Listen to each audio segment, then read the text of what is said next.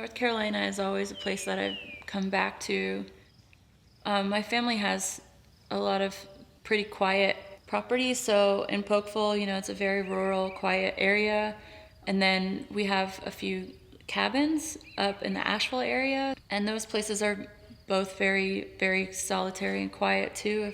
If you go out there, you can see a lot of stars and a lot of wildlife. And so I feel like I carry that around. I love living in big cities, but there's also part of me that likes to be really quiet, and that comes from being around those kind of environments growing up.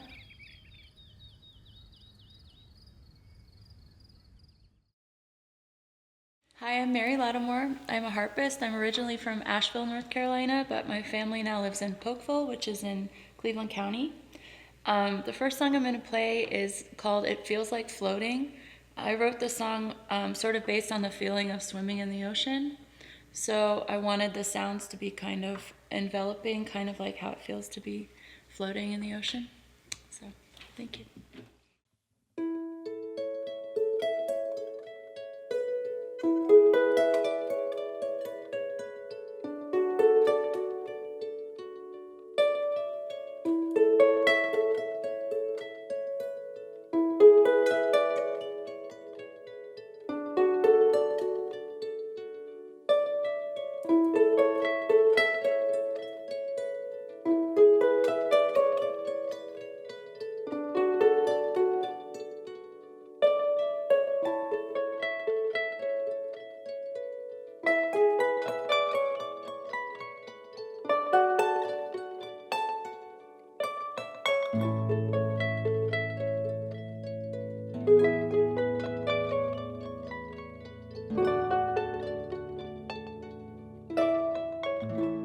I really like to swim a lot. I go swimming a lot when I'm on tour, like to get the hotels with the pools, and I've spent a lot of time near water. I live in California now, but I grew up going with my family to Atlantic Beach down there, coastal North Carolina, and my sister and mom and I and grandmother would go swimming in the ocean. It's always really wonderful.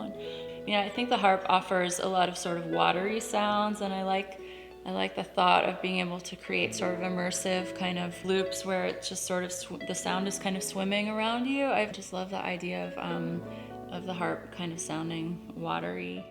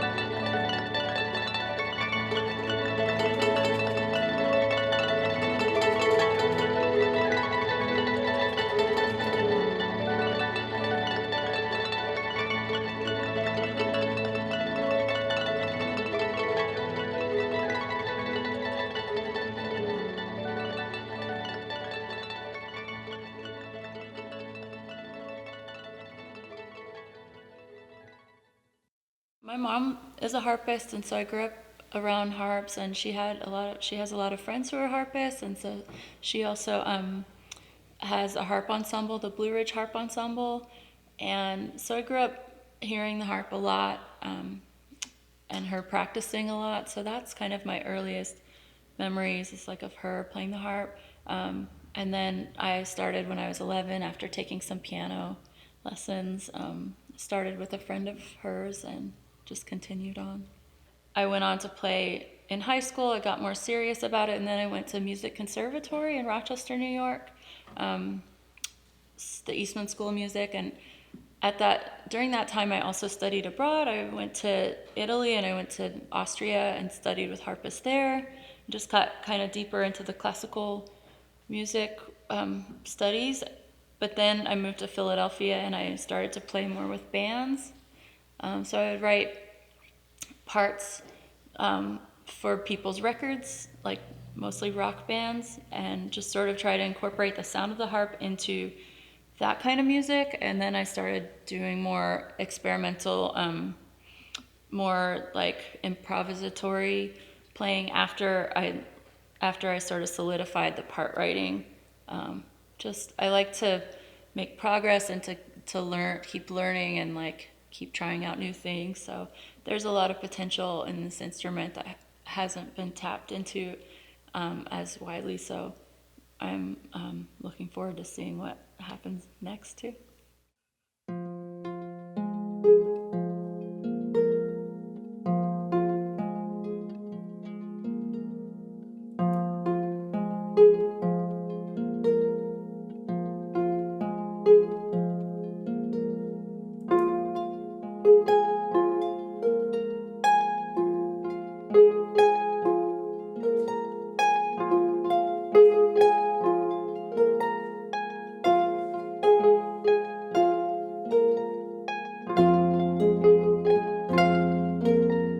The next song I'm going to play is called Otis Walks into the Woods, and it's a song about our black lab who passed away. He was blind, and my family lives on this farm outside of Shelby, North Carolina, and Polkville, North Carolina, and he just walked out into the woods one day to pass away, which was kind of his way of separating himself from the pack. So I decided to write this song sort of as a tribute to him, because he was a very sweet and noble, beautiful dog.